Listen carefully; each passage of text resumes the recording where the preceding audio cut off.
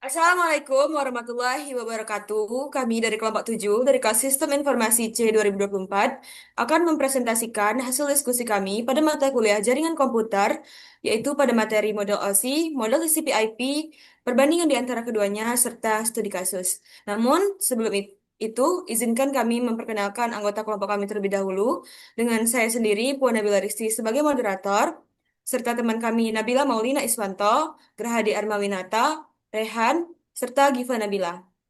Selanjutnya, saya akan membacakan outline-outline yang akan kami bahas pada presentasi kali ini. Yang pertama ada model OSI, yang kedua ada layer OSI, yang ketiga ada model TCP/IP, yang keempat ada layer-layer TCP/IP, yang kelima perbandingan di antara keduanya, serta yang keenam identifikasi kasus.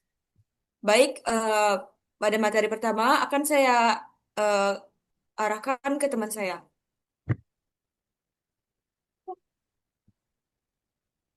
Selanjutnya, model OSI. Model OSI atau singkatan dari Open System Interconnection adalah standar arsitektur jaringan yang dibuat oleh ISO, International Organization for Standardization, di Eropa pada tahun 1977. Model ini disebut juga sebagai model 7 lapisan OSI atau OSI 7 layer model karena komunikasi jaringan dibagi ke dalam 7 lapisan yang berbeda.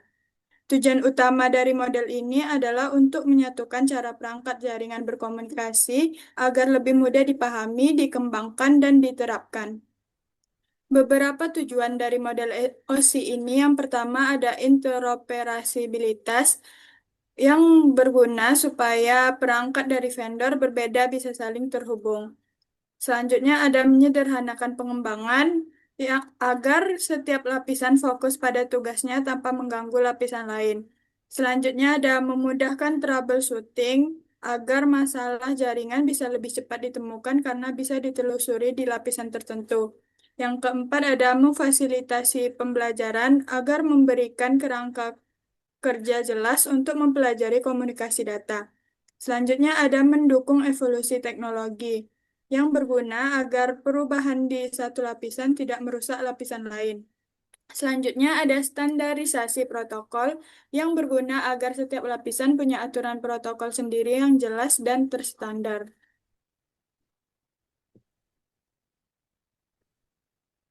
Selanjutnya ada layer OSI. OSI atau Open System Interconnection membagi komunikasi jaringan menjadi 7 layer. Layer OSI terbagi menjadi upper layer dan lower layers berdasarkan fungsinya. Yang pertama itu ada upper layers atau lapisan atas. Lapisan layer ini fokus pada interaksi dengan pengguna dan aplikasi.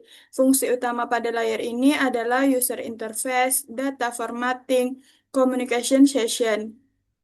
Layer yang termasuk pada upper layers ini adalah application layer, presentation layer, dan session layer. Selanjutnya ada lower layers atau lapisan bawah. Lapisan ini fokus pada transmisi data melalui jaringan. Fungsi utama lapisan bawah ini adalah untuk pengiriman data, pengaturan aliran data, koneksi antar network, yang termasuk layar yang termasuk pada lapisan bawah ini adalah physical layer, data link layer, network layer, dan transport layer.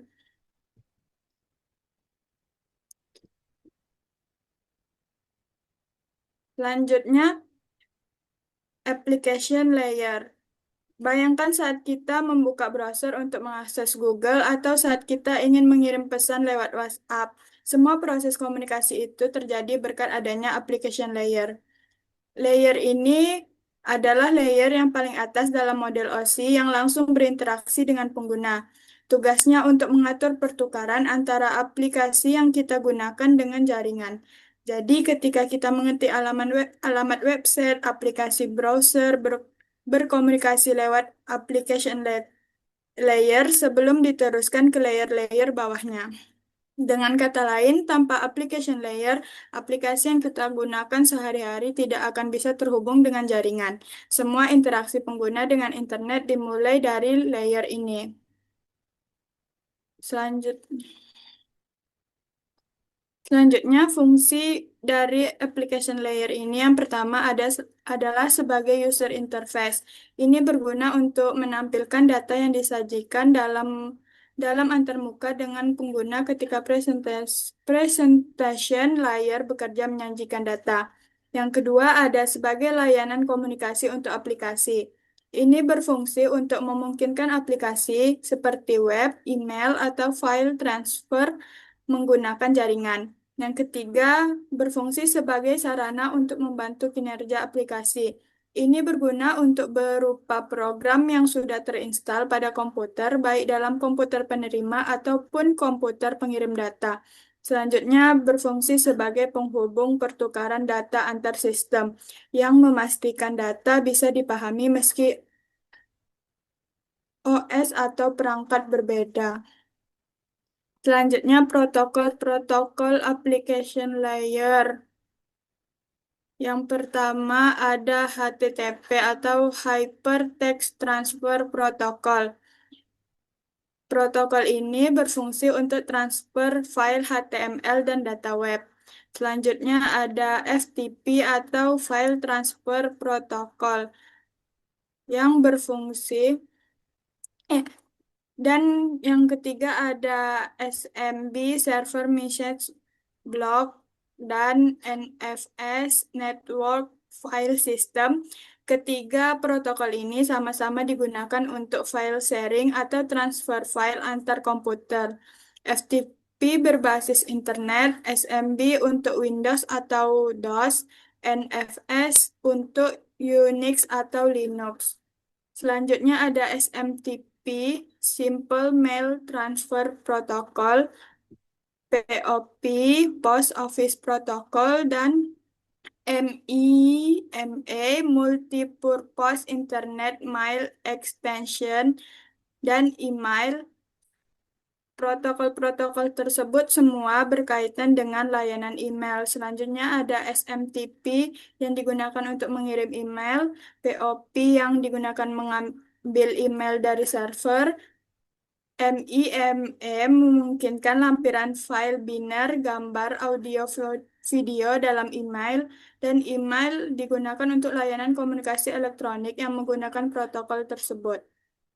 Selanjutnya ada DNS, Domain Name System, yang berguna untuk basis data untuk menerjemahkan nama domain menjadi alamat IP. Selanjutnya ada DHCP, Dynamic Host Configuration Protocol, yang digunakan untuk memberikan IP address otomatis pada perangkat dalam jaringan. Selanjutnya ada NNTP, Network News Transfer Protocol, yang digunakan untuk membaca, menerima, dan mengirim artikel news group. Selanjutnya ada SAP, Service Advertising Protocol, yang digunakan untuk mengiklankan layanan jaringan. Selanjutnya, kelebihan dan kekurangan dari application layer. Kelebihannya yang pertama, mendukung interaksi langsung. Application layer memungkinkan user berinteraksi dengan program atau aplikasi jaringan, misalnya saat browsing atau mengirim email. Kedua, ada mendukung banyak protokol seperti HTTP untuk web, FTP untuk transfer file, SMTP untuk email, dan lainnya. Yang ketiga, menyediakan layanan jaringan. Application layer menjadi penghubung utama antara pengguna dengan layanan jaringan. Jadi user tidak perlu tahu detail teknis jaringan. Kekurangan dari application layer ini ketergantungan pada OS.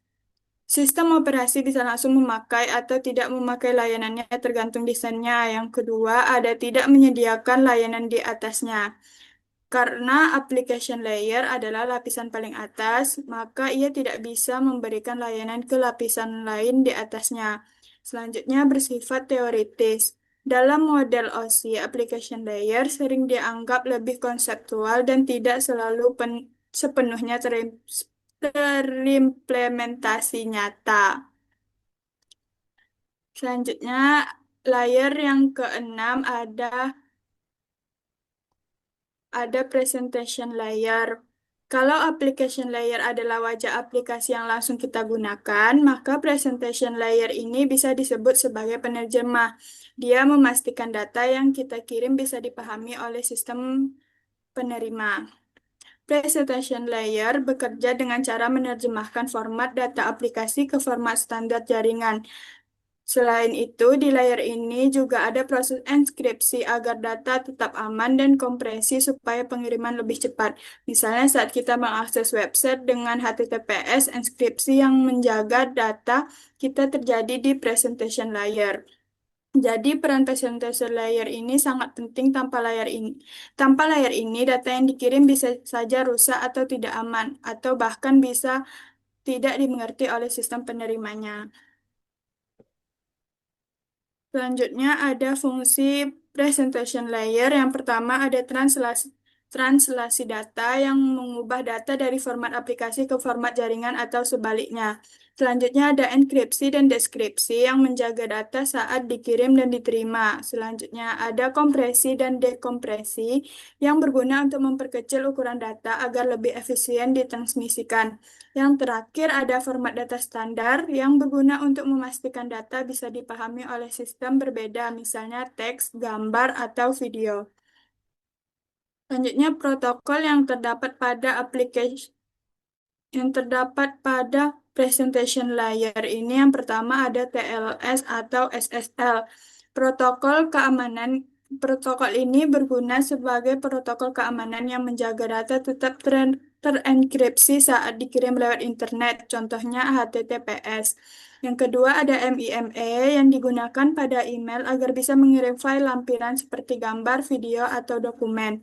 Selanjutnya ada format gambar seperti JPEG, PNG, GIF, TIFF, dan lain-lain sebagainya yang berfungsi untuk menentukan standar file agar bisa dibaca di perangkat yang berbeda. Selanjutnya ada format video atau audio seperti MP3, MP4 yang berguna untuk membuat file multimedia bisa diputar di berbagai aplikasi.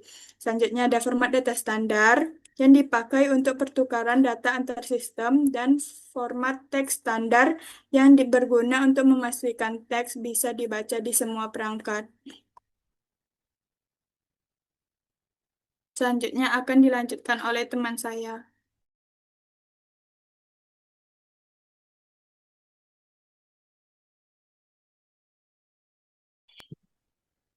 Selanjutnya yaitu kelebihan dan kekurangan presentation layer. Yang pertama, kelebihan. Satu, interoperabilitas, yaitu menerjemahkan format data antar perangkat.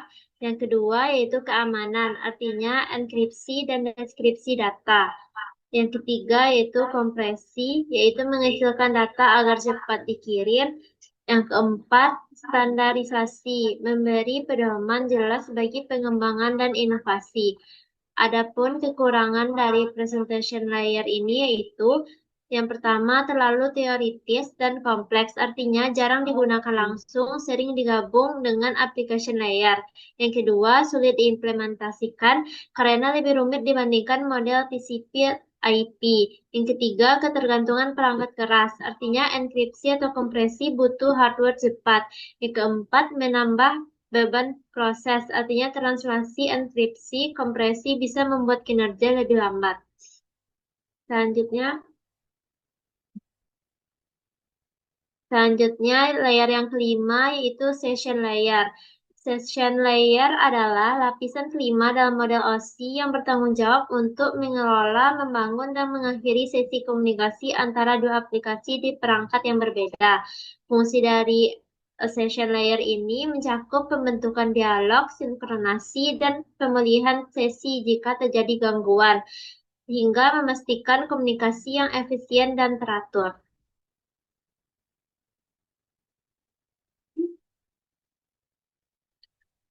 Adapun fungsi dari session layer ini yang pertama membuat, mengelola, dan mengakhiri saat komunikasi antar aplikasi.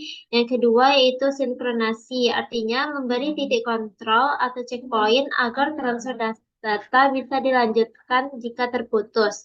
Yang ketiga mengatur dialog, artinya menentukan giliran komunikasi half duplex full duplex. Yang keempat, mengelola koneksi, yaitu memastikan sesi tetap terjaga selama pertukaran data berlangsung. Adapun protokol dari session layer ini ada 4. Yang pertama, Remote Procedure Call atau RPC, yaitu memungkinkan eksekusi prosedur pada sistem jarak jauh. Yang kedua, Server Message Block SMB, digunakan untuk berbagi file, printer, dan akses ke jaringan. Yang ketiga yaitu struktur query language SQL, protokol untuk mengelola dan mengakses basis data. Yang keempat yaitu Real Time Transport Protocol atau RTP, digunakan dalam komunikasi real time seperti suara dan video. Kelebihan dan kekurangan session layer. Yang pertama, kelebihan session layer. Ada 3, meliputi meningkatkan keandalan dan efisiensi komunikasi karena manajemen sesi yang terkelola. Yang kedua, memungkinkan aplikasi untuk mengordinasikan dan mengelola komunikasi. Yang ketiga, menyediakan mekanisme untuk menjaga data tetap utuh dan memungkinkan pemulihan jika terjadi gangguan. Adapun dari kekurangan session layer ini dapat menambahkan overhead pada lalu lintas jaringan yang berpotensi mempengaruhi kinerja. Yang kedua, implementasinya bisa lebih kompleks dan memakan sumber daya. Layer yang keempat yaitu transport layer. Layer ini akan melakukan pemecahan data ke dalam paket-paket data serta memberikan nomor urut pada paket-paket data tersebut, sehingga dapat disusun kembali ketika sudah sampai pada sisi tujuan. Pada layar ini akan menentukan protokol yang akan digunakan untuk mentransmisi data, misalnya protokol TCP. Protokol ini akan mengirimkan paket data sekaligus akan memastikan bahwa paket yang diterima dengan sukses atau acknowledgement dan mentransmisikan ulang terhadap paket-paket yang hilang atau rusak di tengah jalan.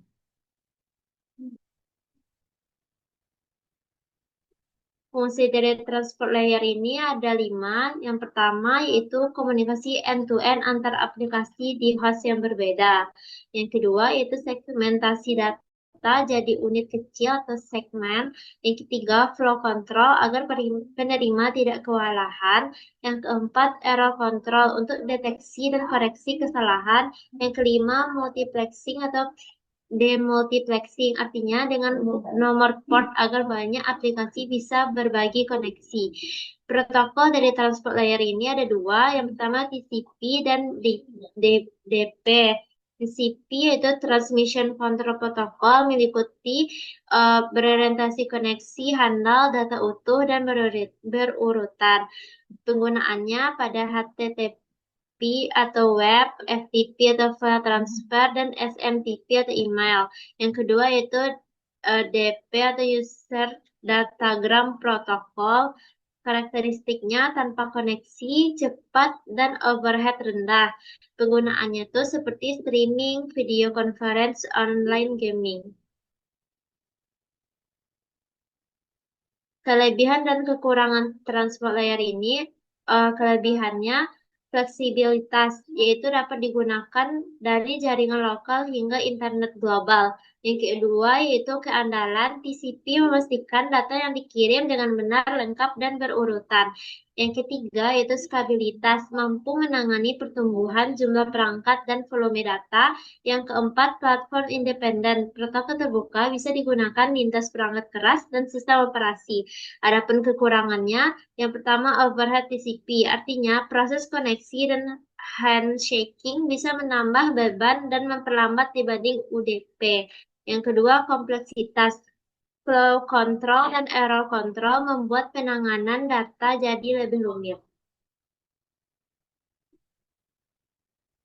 Selanjutnya akan dijelaskan oleh teman saya. Baik, selanjutnya itu ada layer 3, network layer. Network layer ini akan membuat header untuk paket-paket yang berisi informasi IP, baik IP pengirim data maupun IP tujuan data. Pada kondisi tertentu, layer ini juga akan melakukan routing melalui interworking dengan menggunakan router dan switch dari layer 3. Next. Selanjutnya itu adalah fungsi network layer. Yang pertama itu ada routing, memilih rute terbaik untuk paket data. Ini adalah proses menentukan jalur atau rute terbaik yang harus diambil oleh sebuah paket data untuk mencapai tujuannya. Keputusan ini dibuat berdasarkan informasi dalam tabel routing yang berisi peta jaringan. Yang kedua, eh, penga- pengamatan logis. Ini memberikan alamat unik, IP unik seperti IPv4 dan IPv6. Selanjutnya itu ada yang ketiga, fragmentasi dan reassembly. Ini memecah data menjadi paket kecil dan menyusunnya kembali. Yang keempat, internet working. Ini menghubungkan banyak jaringan melalui router. Selanjutnya itu ada protokol network layer. Protokol network layer terbagi menjadi empat. Yang pertama itu ada IP. Ini adalah pengamatan dan pengiriman paket data. Yang kedua itu ada ICMP, kirim pesan error dan info jaringan. Contohnya itu PIC. Yang ketiga ada ARP, mencari kecocokan IP, MAC address. Yang keempat DHCP, ini memberikan alamat IP otomatis ke perangkat. Selanjutnya itu ada next. Selanjutnya itu ada kelebihan dan kekurangan network layer. Nah, untuk kelebihannya itu pengamatan logis, bisa dikirim data antar jaringan berbeda dengan alamat IP. Yang kedua itu skalabilitas, mampu menangani jaringan besar dan kompleks hingga internet. Yang ketiga itu mendukung keamanan, bisa menerapkan kebijakan keamanan seperti freeware. Nah, selanjutnya itu kekurangan. Kekurangannya itu standarisasi, bisa membuat masalah intropi- interoperabilitas antar perangkat atau vendor. Yang kedua itu kompleksitas routing. Routing rumit, butuh banyak resource pada router switch layer 3. Next. Layer 2. Selanjutnya itu layer 2, data link layer. Ini berfungsi untuk menentukan bagaimana bit-bit data dikelompokkan menjadi format yang disebut sebagai frame. Selain itu, pada level ini terjadi koreksi kesalahan, flow control, pengamatan perangkat keras seperti hanya media access control address, MIC address, dan menentukan bagaimana perangkat-perangkat jaringan seperti hub, break, repeater, dan switch ini layer 2 ini lebih berpotensi. Spesifikasi IEE 802 ini membagi level ini menjadi dua level anak, yaitu lapisan logical link, lapisan logical link control LLC, dan lapisan media access control MAC. Selanjutnya, selanjutnya ada pun fungsi dari data link layer ini. Yang pertama itu ada farming, ini membungkus bit menjadi frame. Yang kedua itu physical address, ini menggunakan MAC address untuk identifikasi drives. Misalnya yang ketiga itu flow control, aturan kecepatan kirim supaya receiver itu tidak kewalahan. Yang keempat error control, ini digunakan untuk mendeteksi dan koreksi error selama transmisi. Yang kelima media access control, MAC. Ini digunakan untuk mengatur giliran kirim data di media bersama. Ya, seterusnya yang terakhir itu layanan ke network layer antara data dan antar node dalam LAN. Selanjutnya itu ada protokol data link layer. Protokol data link layer ini terbagi menjadi dua. Yang pertama itu protokol. Protokol ini ada contohnya ada Ethernet, WiFi, PPP, point to point protocol, HDLC, high level data link dan link control. Yang kedua itu ada perangkat. Perangkat ini contohnya switch, break, NIC, network interface card. Next. Yang ketiga, selanjutnya itu kelebihan dan kekurangan data link layer. Untuk kelebihannya itu adalah yang pertama pengamatan fisik. Itu memastikan data sampai ke perangkat yang tepat dalam LAN. Yang kedua itu deteksi dan koreksi kesalahan. Ini menjaga keandalan pengiriman data dengan mengurangi error. Yang ketiga itu flow control, mengatur kecepatan antara pengirim dan penerima agar data tidak hilang. Nah, ada pun kekurangannya, yang pertama itu keterbatasan jangkauan. hanya bisa kirim data antar node di segmen jaringan yang sama. Yang kedua itu kecepatan transmisi. Tergantung media fisik dan efisiensi, protokol bisa terpengaruh kondisi jaringan. Yang ketiga itu kompleksitas protokol. Perlu protokol yang lebih rumit untuk manajemen akses media dan kontrol kesalahan dibanding dengan fisikal layar. Kayaknya akan dijelaskan oleh teman saya.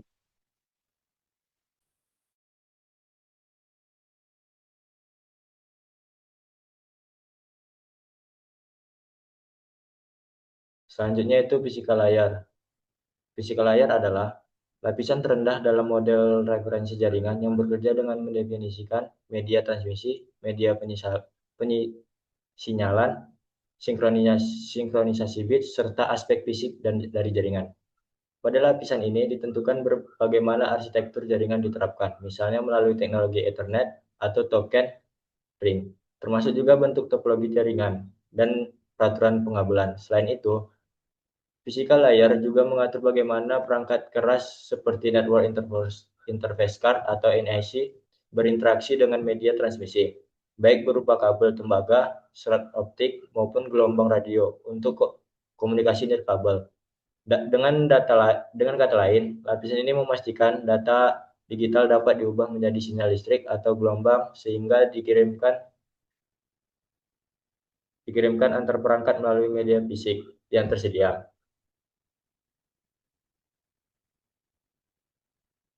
Selanjutnya itu fungsi fisikal layar. Yang pertama itu mentransmisikan bit data, di mana ubah data digital menjadi sinyal atau listrik, cahaya, radio, dan sebaliknya. Yang kedua itu metode persinyalan, dengan menentukan cara perkodean data dan format transmisi. Selanjutnya itu ada sinkronisasi. Sediakan clock agar pengiriman dan penerimaan bit selaras.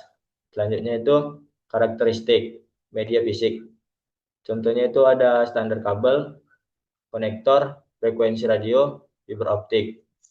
Yang kelima itu ada interkoneksi fisik, di mana aturan mekanis, elektris, dan prosedural untuk mengubah perangkat. Selanjutnya itu ada protokol layer, physical layer, di mana Ethernet itu digunakan untuk jaringan area lokal, termasuk standar 10 bit atau BST dan 100 BST. Selanjutnya itu ada RS232, di mana ini standar komunikasi serial yang banyak dipakai untuk menghubungkan komputer dengan perangkat lain.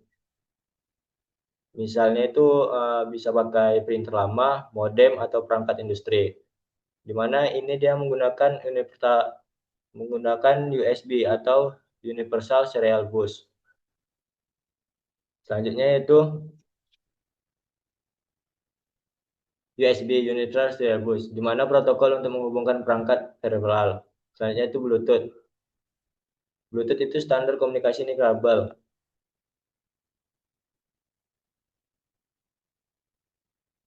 Jarak yang dekat menggunakan frekuensi 2,4 GHz. Teknologi ini umum dipakai untuk menghubungkan perangkat seperti headset, keyboard, mouse, speaker, dan perangkat IoT. Bluetooth didesain hemat daya sehingga cocok untuk perangkat mobile dengan jangkauan sekitar 10 meter tergantung versinya. Selanjutnya itu ATM atau Asynchronous Transfer Mode, di mana ini merupakan mode teknologi jaringan yang memungkinkan transmisi data berkecepatan tinggi dengan cara membagi data ke dalam sel berukuran tetap sekitar 53 bit. Teknologi ini dirancang untuk mengangkut data, suara, dan video secara bersamaan dengan kualitas real time. ATM banyak digunakan dalam backbone telekomunikasi, meskipun kini sebagai besar telah terganti oleh jaringan berbasis IP. Selanjutnya itu kelebihan dan kekurangan fisikal layar, di mana fondasi komunikasi ini menyediakan dasar fisik yang esensial untuk semua komunikasi data jaringan. Selanjutnya itu ada dukungan media beragam, di mana ini untuk mendukung berbagai jenis media transmisi, baik kabel maupun nirkabel. Selanjutnya itu koneksi berkecepatan tinggi. Ini itu memungkinkan transmisi data berkecepatan tinggi melalui media fisik yang terpilih. Selanjutnya itu ada kekurangan kekurangan physical layer, di mana keterbatasan pemrosesan data. Itu tersendiri memiliki kemampuan pemrosesan data yang sangat terbatas karena hanya menangani level bit. Selanjutnya itu ketergantungan kualitas perangkat keras, di mana kualitas transmisi dan kinerja jaringan yang sangat bergantung pada kualitas perangkat keras dan media fisik yang digunakan. Selanjutnya itu ada penanganan kesalahan terbatas, di mana penanganan kesalahan di lapisan ini terbatas pada deteksi error sinyal, bukan koreksi error data yang kompleks.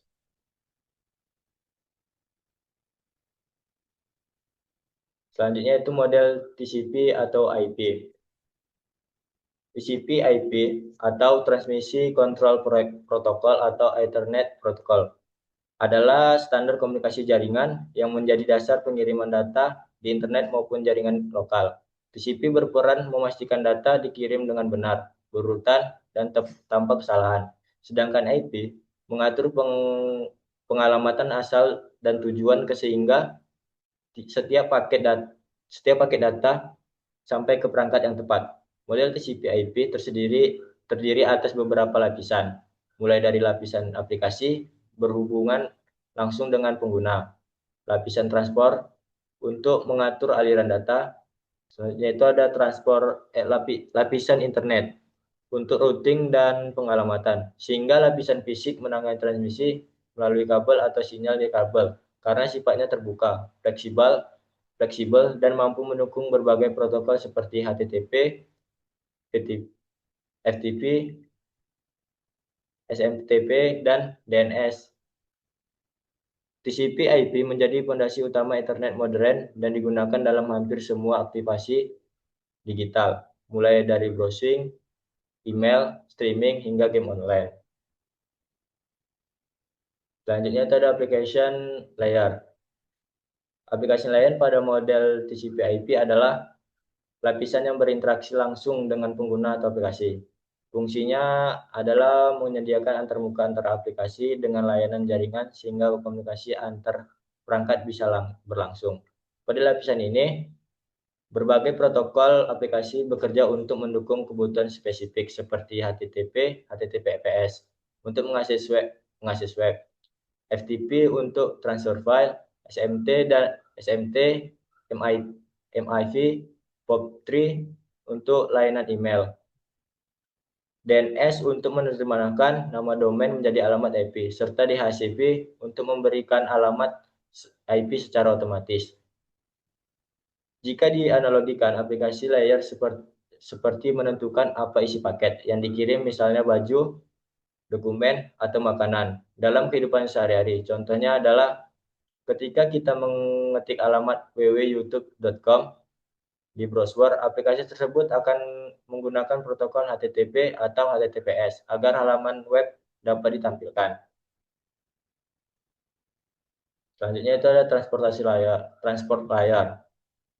Transport layer dalam mode TCP/IP adalah lapisan yang bertanggung jawab untuk mengatur aliran data antar perangkat dan menyediakan komunikasi ujung ke ujung atau end-to-end antara aplikasi pada perangkat yang berbeda. Pada lapisan ini terdapat dua protokol utama, yaitu TCP atau Transmission Control Protocol, yang memastikan data dikirim secara lengkap, berurutan, dan melakukan retransmisi jika ada kerusakan, serta UDP atau User Datagram Protocol, yang memungkinkan pengirim data lebih cepat meskipun tanpa pengecekan berlapis.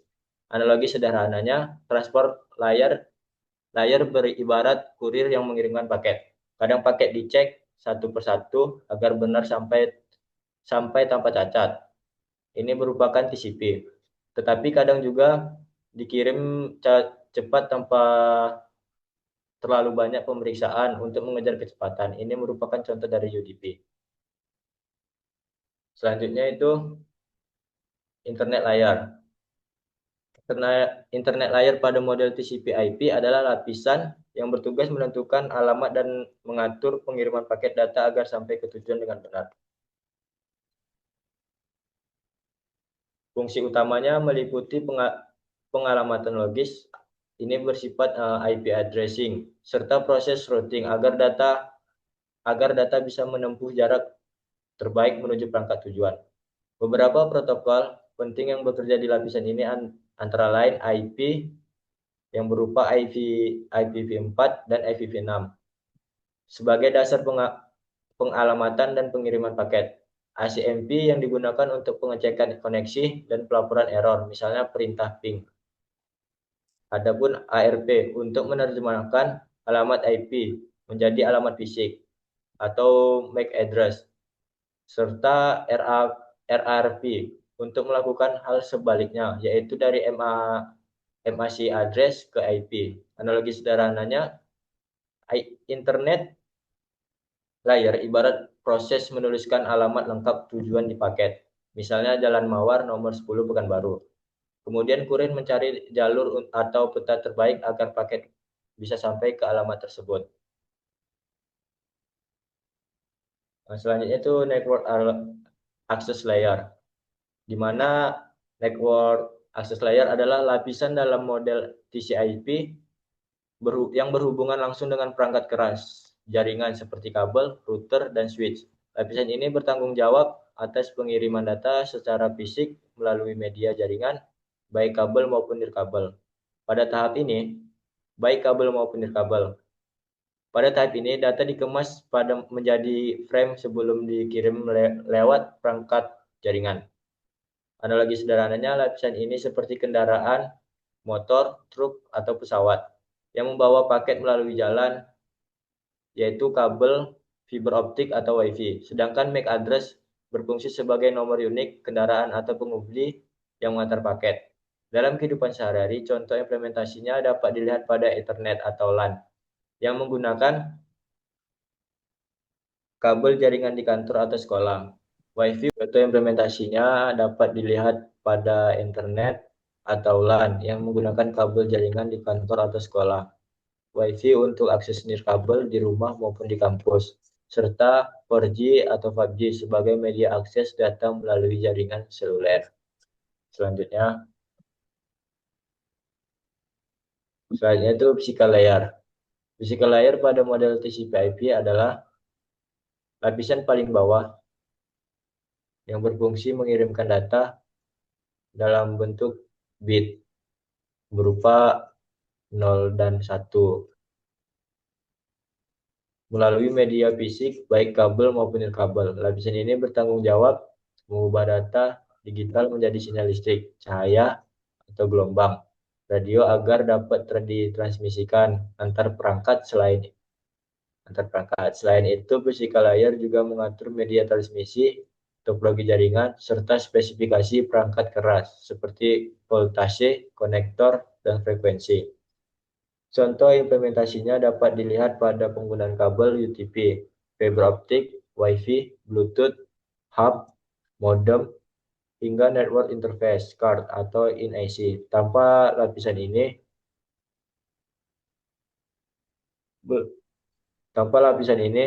komunikasi jaringan tidak dapat berlangsung karena data tidak memiliki jalur untuk berpindah antar perangkat. Selanjutnya, perbedaan OSI dan TCP/IP. Yang pertama itu aspek layer, di mana OSI itu berbentuk 7 layer, sedangkan TCP/IP berbentuk 5 layer. Yang kedua itu aspek sifat, di mana OSI atau ISO merupakan teoritis atau standar pembelajaran, sedangkan TCP/IP merupakan praktis atau digunakan di internet. Aspek fungsi yaitu bedanya OSI itu konsep komunikasi jaringan, sedangkan TCP/IP implementasi nyata protokol seperti IP, TCP, UDP, dan lain-lain. Aspek pengembangan OSI ini dia dikembangkan oleh ISO, sedangkan TCP/IP itu dikembangkan oleh DARPA atau AS. Yang kedua, selanjutnya itu aspek kelebihan. Dari kelebihan OSI itu detail dan jelas, dan ada session dan presentation. Sedangkan TCP/IP itu kelebihannya sederhana dan fleksibel. Selanjutnya itu ada kekurangan, di mana OSI itu rumit dan jarang dipakai langsung, sedangkan TCP/IP kurang detail dibandingkan OSI. Selanjutnya akan dijelaskan oleh teman saya.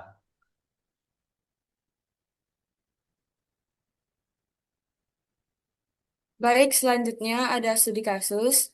Jadi kami diberikan sebuah kasus, yaitu seorang mahasiswa mencoba mengunggah file tugas melalui FTP server, tetapi proses upload berhenti di tengah jalan. Nah, setelah kami lakukan analisis dan identifikasi masalah, maka yang pertama kami lakukan adalah mengidentifikasi lapisan yang bermasalah. Nah, berdasarkan kasus upload berhenti di tengah jalan tersebut, kami menduga lapisan yang paling mungkin bermasalah adalah pada tiga lapisan. Yang pertama, yang paling kuat yaitu pada lapisan transport. Yang kedua ada lapisan jaringan atau network layer. Terus ada lapisan aplikasi atau application layer. Nah, pada lapisan transport ini dia menjadi tersangka utama kasus ini. Karena lapisan ini itu bertanggung jawab untuk mengirim data secara baik atau andal dari ujung proses ke ujung proses, end to end, serta memastikan semua paket data itu sampai secara utuh serta dalam urutan yang benar. eh Selanjutnya, lapisan jaringan. Namun terlebih dahulu, saya menjelaskan lagi, jika tadi transport layer itu berhenti di tengah, maka sangat mungkin adalah masalah dengan koneksi yang menjaga keandalan ini, seperti waktu tunggu yang habis atau paket yang hilang dan tidak terkirim ulang. Selanjutnya ada lapisan jaringan atau network layer. Ini merupakan kemungkinan kedua, karena lapisan ini itu mengurus perutaian paket data melalui jaringan. Contohnya itu bisa pakai router. Jika ada fluktuasi atau kegagalan sementara dalam jaringan, misalnya wifi-nya lemah atau routernya bermasalah, maka paket data yang tadi mau dikirimkan itu bisa hilang dan aliran uploadnya itu akan terganggu. Selanjutnya, kami menduga itu terjadi pada lapisan aplikasi atau application layer. Masalah ini bisa saja terjadi pada software FTP client atau server itu sendiri. Bisa saja terjadi bug, crash, atau konfigurasi yang salah. Selanjutnya, kami mengidentifikasi beberapa protokol yang terlibat. Nah, pada proses upload ini, protokol-protokol yang terlibat itu kami menduganya adalah yang pertama ada FTP, ada TCP, ada IP, serta ada protokol LAN. FTP atau File Transfer Protocol itu adalah protokol inti yang digunakan untuk mengelola dan melakukan sebuah transfer file. FTP itu sendiri itu menggunakan dua koneksi. Yang pertama ada koneksi kontrol port 21 digunakan untuk mengirimkan sebuah perintah seperti user, pass, store, nama file, .zip dan serta FTP koneksi kontrol itu dia menerima respon. Selanjutnya ada koneksi data atau port 220. Itu digunakan khusus untuk mengirimkan isi-isi dari file yang diupload mahasiswa.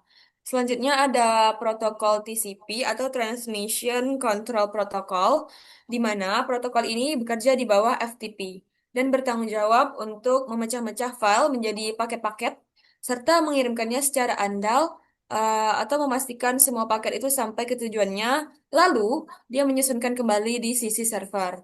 Eh, Kunci dari keandalan transfer itu sendiri ada pada protokol TCP ini. Selanjutnya ada protokol IP, Internet Protocol.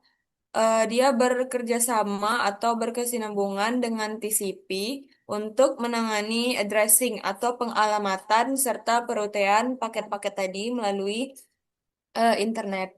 Selanjutnya ada protokol LAN, Local Area Network, seperti Ethernet dan Wi-Fi. Protokol ini itu mengatur bagaimana data bisa dikirim melalui jaringan lokal, bisa menggunakan kabel atau nirkabel, serta jaringan tadi itu pasti menuju ke router. Selanjutnya slide selanjutnya, kami menganalisis kasus dengan model OSI dan TCP/IP. Eh, Slide selanjutnya, berikut adalah diagram alir proses upload dan titik di mana masalah bisa terjadi. Yang pertama adalah mahasiswa memulai upload file. Pada ini, eh, software FTP client itu berinteraksi dengan user, eh, membaca file dari hard disk dan memerintahkan protokol di bawahnya untuk mengirimkan data. Selanjutnya, software FTP tadi menerima perintah dan kemudian menulis data yang masuk ke hard disk server.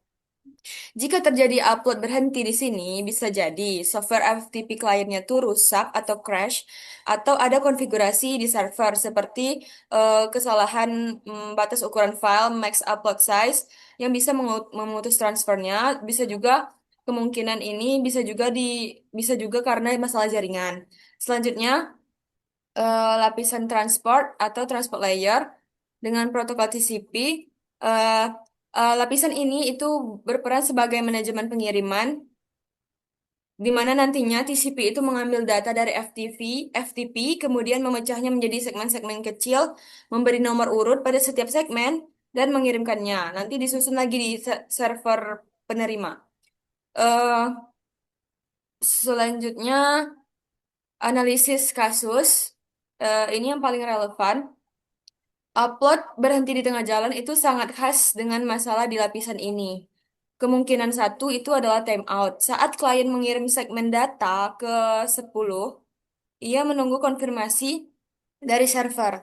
Jika konfirmasi itu nggak datang dalam waktu tertentu, maka terjadi timeout. Maka klien akan berhenti dan mencoba mengirim ulang file tersebut. Jika setelah beberapa percobaan masih juga gagal, koneksi bisa hang dan upload terhenti. Hmm. Begitu. Kemungkinan dua, tadi kan time out, yang kedua adalah paket hilang. Ini bisa disebabkan oleh masalah di lapisan bawah jaringan. Beberapa paket itu mungkin hilang di jalan karena masalahnya TCP itu tidak menerima konfirmasi atau ACK untuk paket yang hilang tersebut. Jadi proses transfer tadi file tadi itu macet sehingga nggak bisa dilanjutkan. Selanjutnya ada lapisan internet, network layer. Network layer di sini itu berperan sebagai tukang pos lah. Dia tuh mengambil segmen dari TCP tadi, lalu dia bungkus dengan alamat IP tujuan dan sumber, seperti yang dijelaskan teman saya tadi, Arma. Selalu eh, dia merutekannya melalui jaringan. Nah, analisis kasusnya, jika ada masalah routing pada lapisan ini, antara klien dan server atau ada perubahan rute secara tiba-tiba, maka paket IP tadi itu bisa hilang ataupun bisa tertunda. Kehilangan paket IP tadi inilah yang bisa menyebabkan TCP timeout ataupun uploadnya bisa terhenti. Kalau pada lapisan antarmuka jaringan, di sini peran antarmuka jaringan ini seperti pengemudi dan jalan tol. Kalau network tadi tukang pos, antarmuka jaringan ini seperti pengemudi dan jalan tol. Di mana lapisan ini itu mengubah sinyal digital menjadi sinyal fisik, listrik, gelombang radio, contohnya. Lalu mengantarkan paket data tadi dalam jaringan lokal atau local area network. Analisis kasusnya bisa saja terjadi pada lapisan ini, itu adalah penyebab yang sangat umum. Bisa aja koneksi WiFi yang dipakai pada laptop mahasiswa itu lemah ataupun tidak stabil, atau sinyalnya naik turun, itu bisa juga menyebabkan kehilangan paket secara masif. Atau bisa juga dari faktor eksternal, kabel Ethernetnya longgar ataupun rusak, serta switch atau router lokalnya itu bermasalah. Jadi kesimpulan saya dari kami, kelompok kami, bisa saya jelaskan, akar masalah yang paling probable dari kasus upload berhenti di tengah jalan ini, itu terjadi di lapisan transport atau TCP, yang mengalami timeout karena kehilangan paket data. Namun, penyebab timeout tadi itu biasanya berasal dari gangguan lapisan-lapisan yang saya jelaskan tadi, yaitu lapisan antarmuka jaringan, network interface layer, karena koneksi WiFi-nya nggak stabil dari siswi mahasiswanya, terus lapisan internet layer, itu bisa saja terjadi gangguan routing atau jaringan di suatu titik antara kampus dan juga server FTP tadi. Terus yang ketiga itu lapisan transport.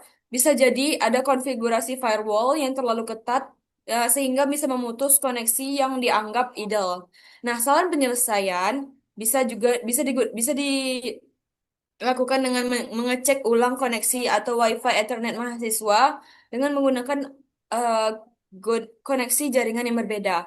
Selanjutnya, solusinya itu bisa mengulangi proses upload, pengiriman ulang, yang mungkin bisa berhasil di percobaan kedua. Selanjutnya itu juga bisa dilakukan FTP, klien memiliki fitur resume seperti FileZilla kan. Jika transfer filenya terputus, bisa juga sambungin yang tadi tuh eh, lagi dan melanjutkan dari titik yang terputus aja tanpa harus mengulang dari awal kembali. Nah, maka dari itu eh, sudah saya jawab semuanya. Saya rasa cukup sekian presentasi dari kelompok kami. Kami tutup dengan terima kasih dan mohon maaf apabila ada kesalahan. Kami akhiri. Wabillahi taufik wal hidayah. Wassalamualaikum warahmatullahi wabarakatuh. Nah.